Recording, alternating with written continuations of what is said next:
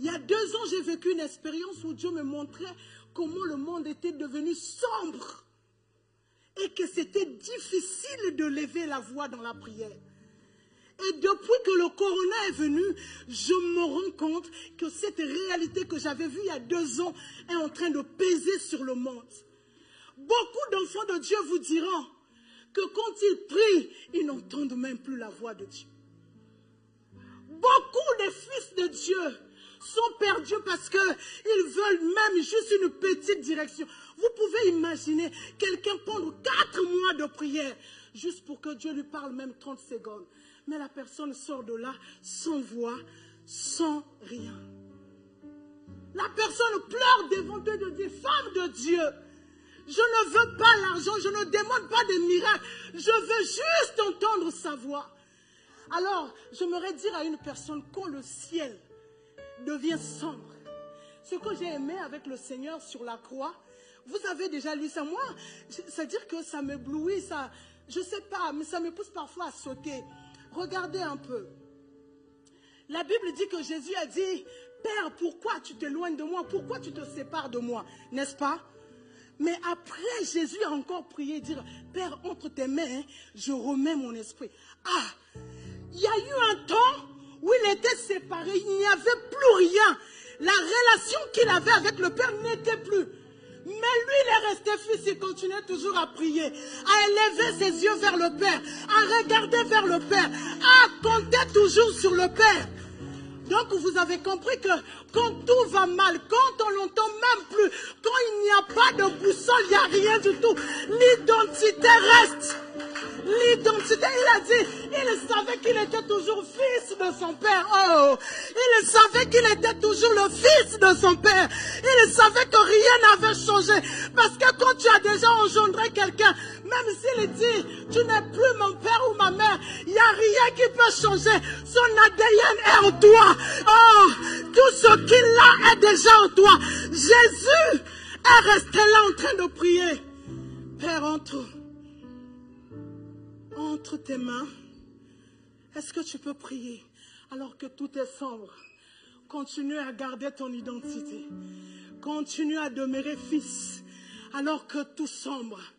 Continue à servir, à faire toujours cette même prière alors que rien ne te montre même le chemin.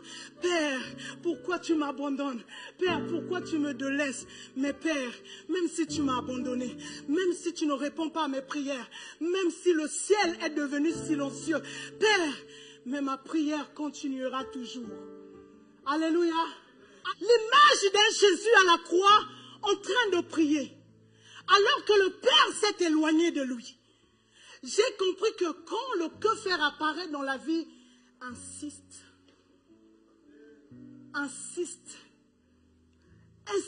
dans la prière. Jésus, c'est l'histoire du juge unique. Jésus est en train de dire que voici une parabole.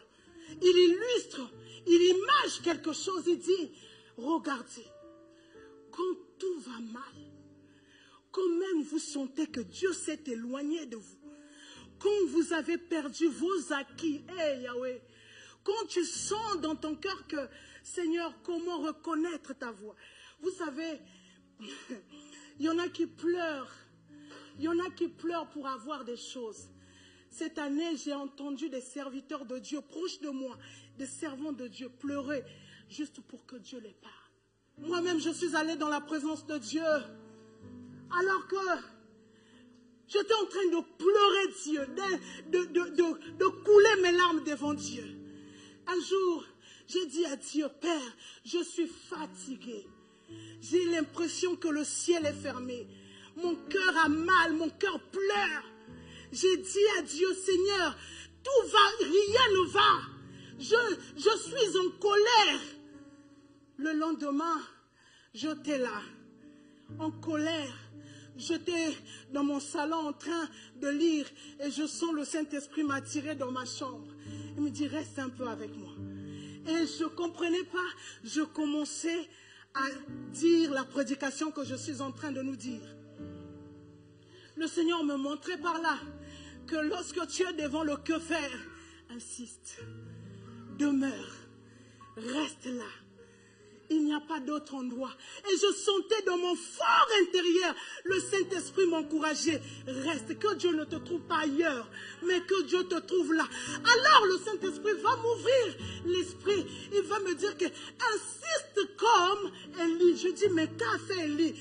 Le Seigneur m'a montré que ce que Élie a vécu, c'est que la parole, la prière qu'il faisait est devenue la position que son corps avait pris. Alléluia. Le Seigneur m'a dit, insiste au point où tes membres ont l'identité de ce que tu dis. C'est-à-dire que tellement tu es en train de prier pour un sujet, tu es en train d'insister. Tu deviens le sujet. C'est-à-dire que ton corps est devenu le sujet. Peu importe le lieu où tu te trouves. C'est-à-dire que Dieu, quand il te voit, il voit une prière qui est en train de s'insister. Alléluia. Quand il pointe ses yeux sur toi, il constate une chose, que tu es toujours en mode prière. C'est pourquoi la clé dans l'insistance, c'est quoi? C'est que ce que tu dis doit être ce que tu es. Alléluia. Ce que tu dis dans ta prière, ça doit être cette identité. Alléluia. Est-ce qu'on est ensemble? Alléluia. Alléluia. Si ta prière n'épouse pas ton corps, si ta prière n'épouse pas ton esprit, mon Dieu, quand ta prière n'épouse pas tes pensées, ça veut dire que tu n'as pas encore assez insisté. Alléluia. Quand on insiste, c'est la dimension de la répétition. Écoutez-moi, bien-aimés. Quand on insiste, c'est la dimension de la répétition. Jésus a dit quelque chose concernant la répétition. Il a dit, je ne fais rien de moi-même. Tout ce que le Père fait, c'est ce que moi aussi je fais.